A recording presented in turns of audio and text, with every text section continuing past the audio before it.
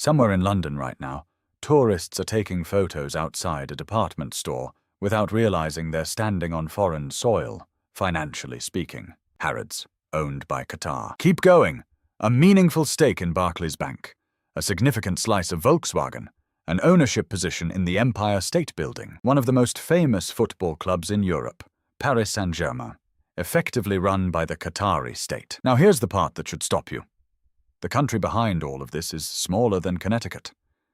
Sits mostly on flat desert, and within living memory, its main export wasn't fuel or finance.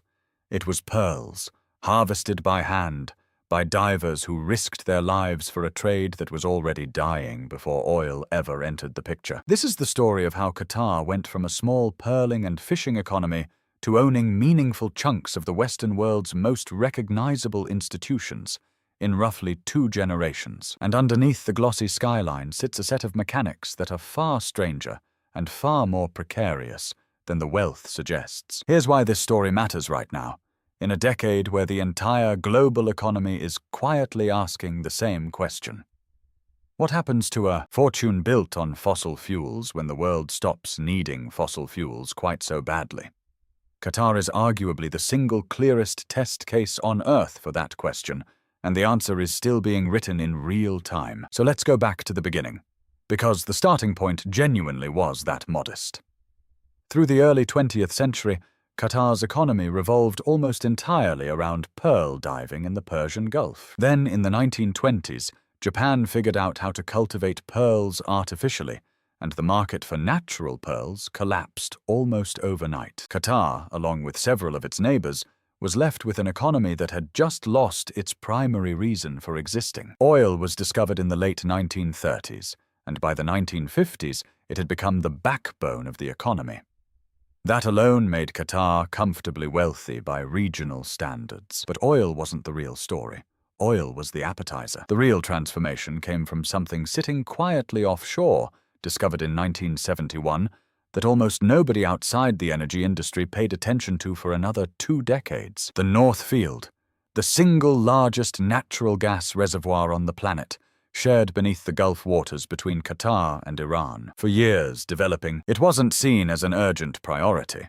Natural gas simply wasn't worth as much as oil on the global market, and the technology to transport it efficiently across oceans was still expensive and unproven. Then, starting in the 1990s, Qatar made a bet that would define the next 30 years. It invested enormously in liquefied natural gas technology, the process of cooling gas until it becomes liquid, small enough and stable enough to ship across the world in specialized tankers rather than relying on fixed pipelines. That single infrastructure bet turned a landlocked resource problem into a global export machine. By the tune, Qatar had become the world's largest exporter of liquefied natural gas, shipping fuel not through a pipeline to one neighbor, but by sea to Japan, South Korea, the UK, and dozens of other buyers simultaneously. Here's the number that puts it in perspective.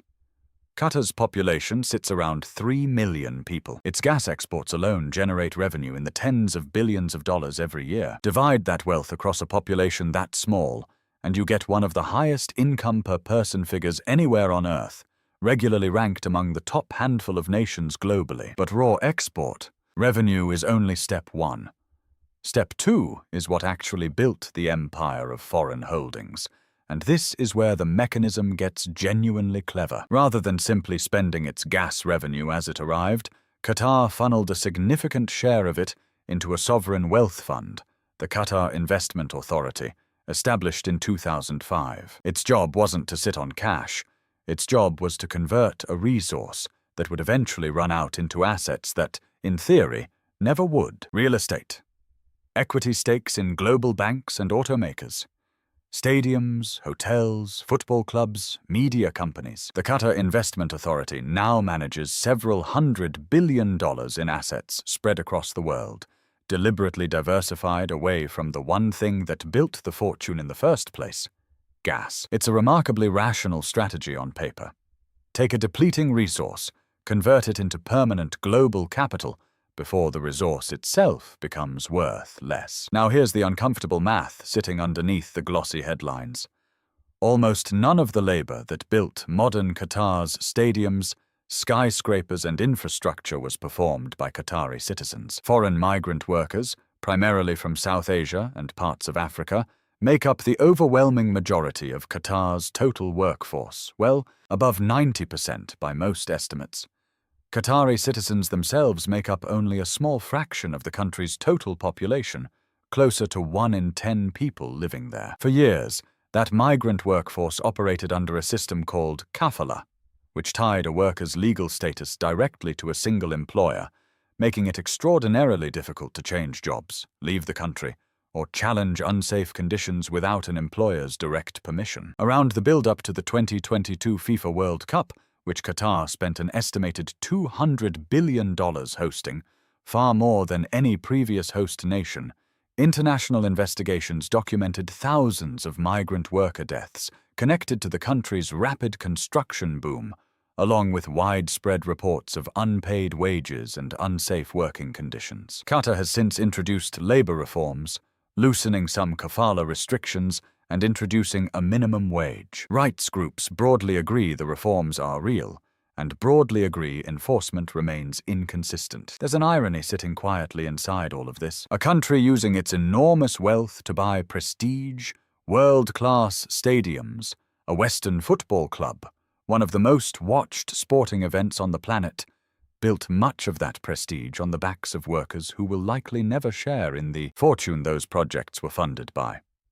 Now contrast the hype with the reality one more layer up. The hype version of Qatar is a futuristic desert kingdom, endlessly wealthy, endlessly secure, buying up trophy assets across the Western world almost for sport. The more precise version is a country whose entire economic model still rests overwhelmingly on one commodity, natural gas, in a world actively trying to reduce its reliance on fossil fuels. Europe leaned hard on Qatari gas after cutting ties with Russian energy following 2022, giving Doha a temporary surge in geopolitical leverage. But every government in that transaction is simultaneously investing billions into renewables, specifically to need less of what Qatar sells. Qatar knows this.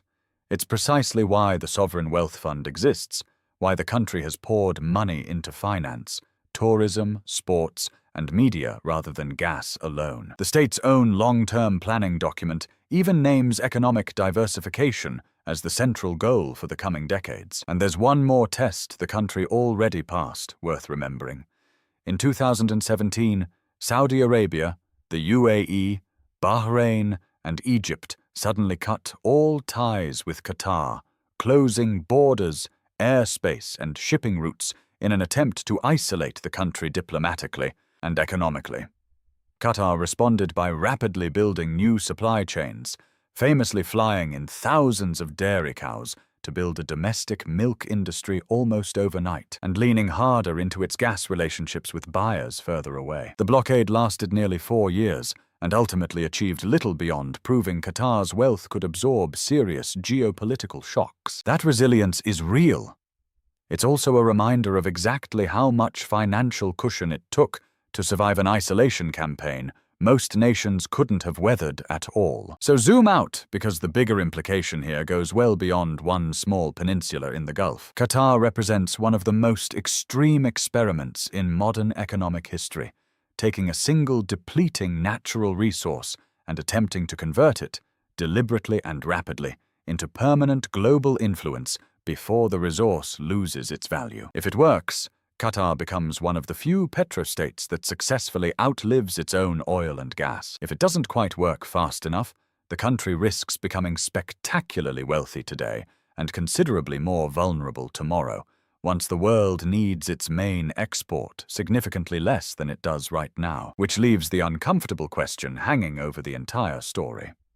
A nation of 3 million people currently owns meaningful pieces of some of the most recognizable institutions on Earth, built almost entirely on a resource with a shelf life. The real test of Qatar's fortune was never how fast it could be built. It's whether it can survive the exact transition the rest of the world is now racing toward, on purpose.